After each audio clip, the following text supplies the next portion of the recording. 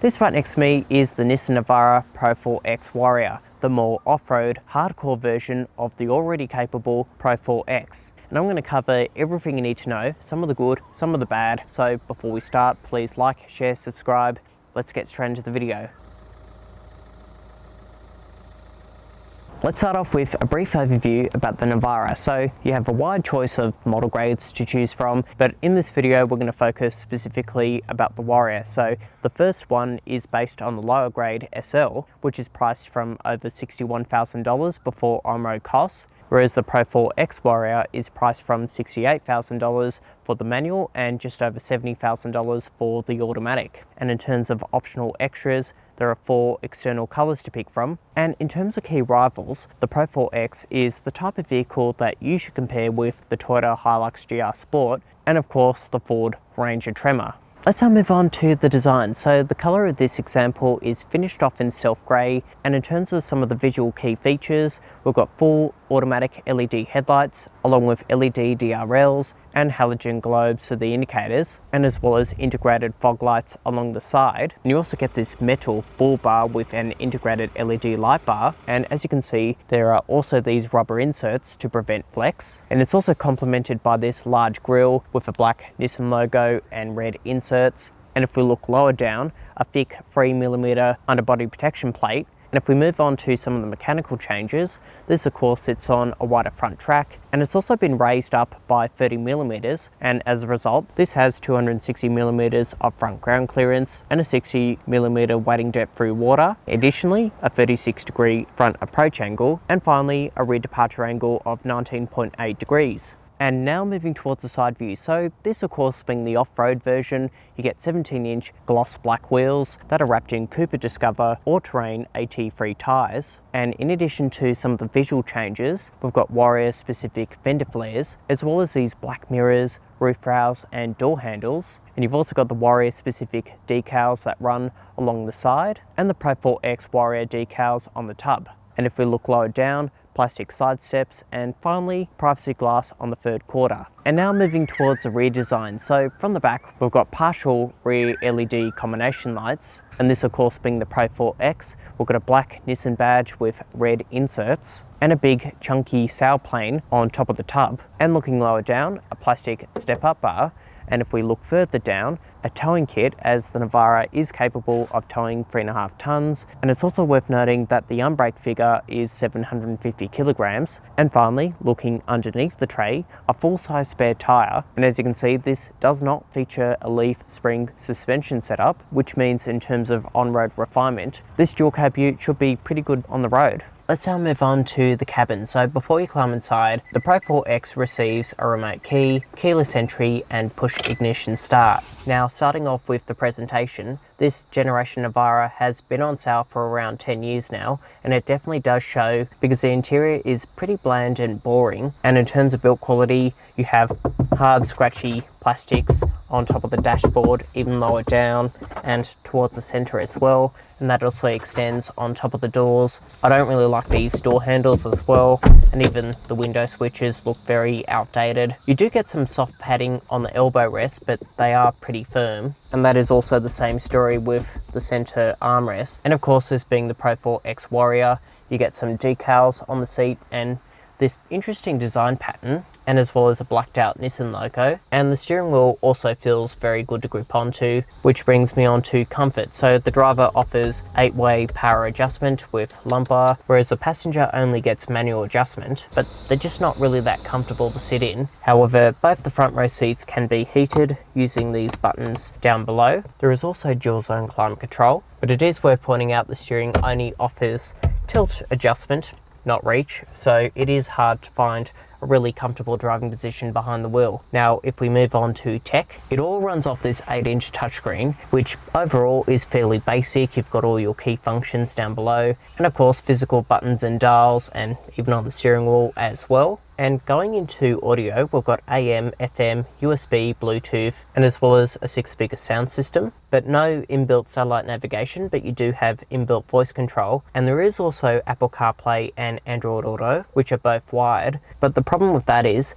this is USB-A compatible, whereas the new iPhone is USB-C, so yeah, I can't use CarPlay, which is a bit of a shame. And if we move on to safety, a 360-degree camera with multi-angle views, so you can look at gutter views, your top-down view, and as well as a front-facing view as well. But it is worth noting that you don't get front parking sensors, only parking sensors at the rear. But there is a rear cross-traffic alert, and in addition to that, you've also got standard cruise control, as well as an auto-dimming revision mirror, and behind here, autonomous emergency braking. And if we have a look at the wing mirrors, blind spot monitoring, along with a lane keeping assistant, but due to the fact that this does still use a hydraulic system, the Pro-4X does not have the ability to steer itself within its lane, so instead this uses the brakes to keep itself within the guidelines. Now if we move on ahead of the driver, an analog gauge cluster with a 7-inch display in the center, and you've got the ability to cycle through the different menus, looking at fuel consumption, safety, media functions and other key data. And in regards to off-road controls,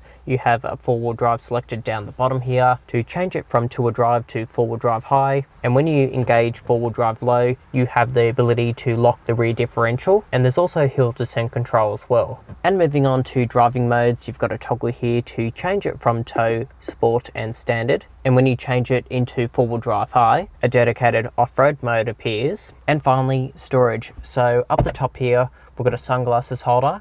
And if we move on to the glove box, that is a pretty decent size, fits the owner's manual.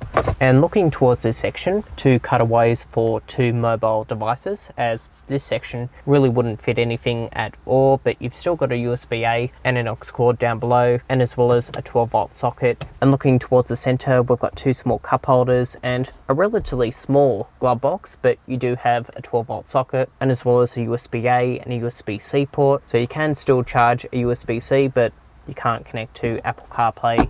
And finally, on the doors, decent door bin storage that could also fit a bottle of water. And looking towards the center, okay, moving on to the back seat. So as you can see, this front row seat is at my driving position, and I've got a decent amount of knee room, toe room, and headroom is okay, but anyone over 6 foot might struggle a bit. You do have these pull me in handles and grab handles up the top here. We've got directional air vents towards the center, along with a USB-A port, and as well as map pockets behind the front row seats. And if we move along the doors, hard materials on the top surface, and even the elbow rest is a bit firm, but there is good door bin storage that could also fit a small bottle. It's also worth noting that you can raise this bottom section up, revealing additional hidden storage and even the location for the jack and spare toolkit. And if we look towards the center, a flip down armrest with 2 small cup holders, and finally for baby seats, the 2 outboard seats are ISOFIX compatible. And right behind me, you have these straps as top tether points, but it is worth noting that they are hard and fiddly to access.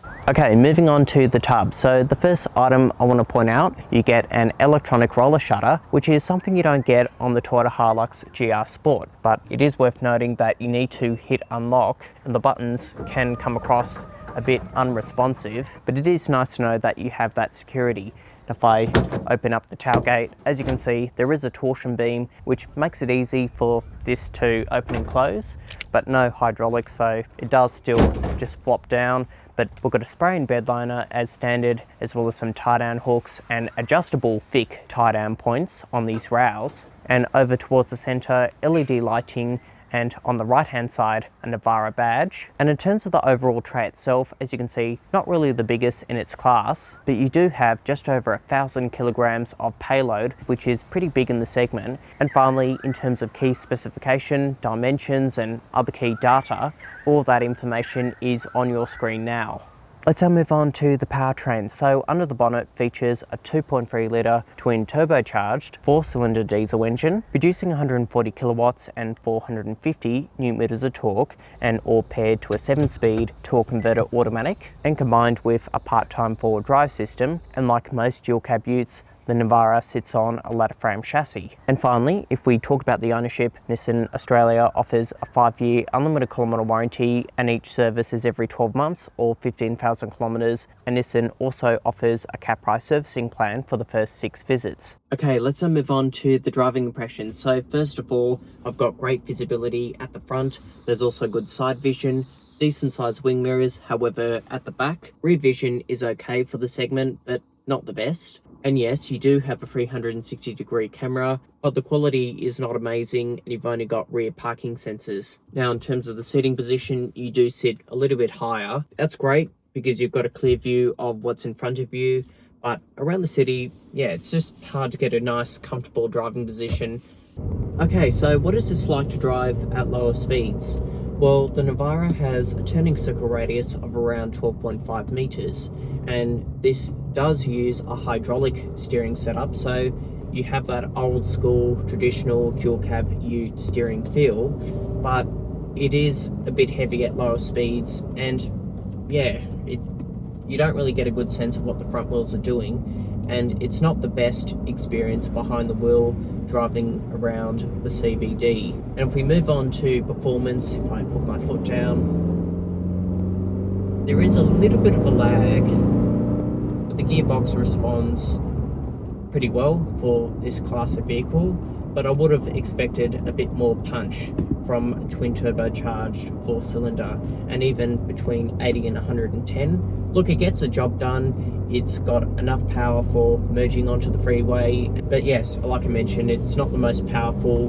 dual cab ute you'll ever drive, nor the most exciting. And in terms of the brakes, you do have a drum brake setup at the rear and a front disc brake setup, which is fine for a dual cab ute, but it is worth keeping in mind that most dual cabs are coming equipped with all-round disc brakes, so therefore the braking technology is improving. But overall, I guess for the segment and the price range, this is okay. But I've got to say, in terms of refinement, it's pretty nice to drive on the open road, and I'm glad I did spend a bit of time in it, because around the back passes, around the countryside, it's pretty enjoyable to drive, and the steering does lighten up the faster you go, so above 60 kilometers, it is a little bit better, but not the most dynamic dual cab ute. There are also different drive modes to choose from, so tow, it holds on to the gears a little bit longer, so that is a pretty good drive mode. Sport, you don't really feel much of a difference, and standard,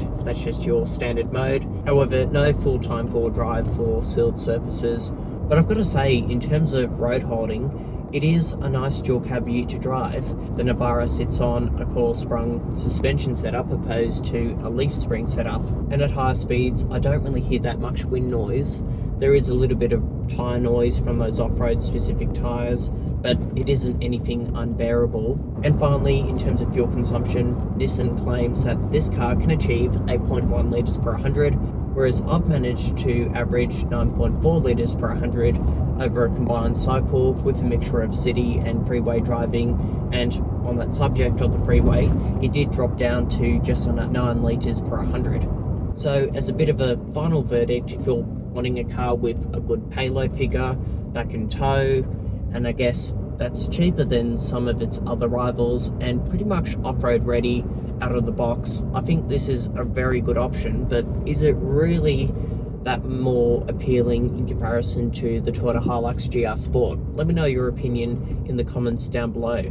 So my final verdict on the Nissan Navara Pro-4X Warrior. Well, the interior does look and feel outdated. There are a lot of hard surfaces, and it's also not the most comfortable dual cab ute to sit in, but I still think externally this definitely looks very cool. But it is worth considering some of its main rivals first before you pull the trigger on a Pro-4X Warrior, because although in some areas this stacks up to be better value and it does come equipped with some good off-road equipment, if I was spending the money, I would definitely go for a Toyota HiLuux GR Sport. But as always, let me know what you think and what would you consider over this. And if you haven't already, please like the video, share, subscribe, and hit the bell to stay up to date with my latest uploads. But for now, I will see you in the next film.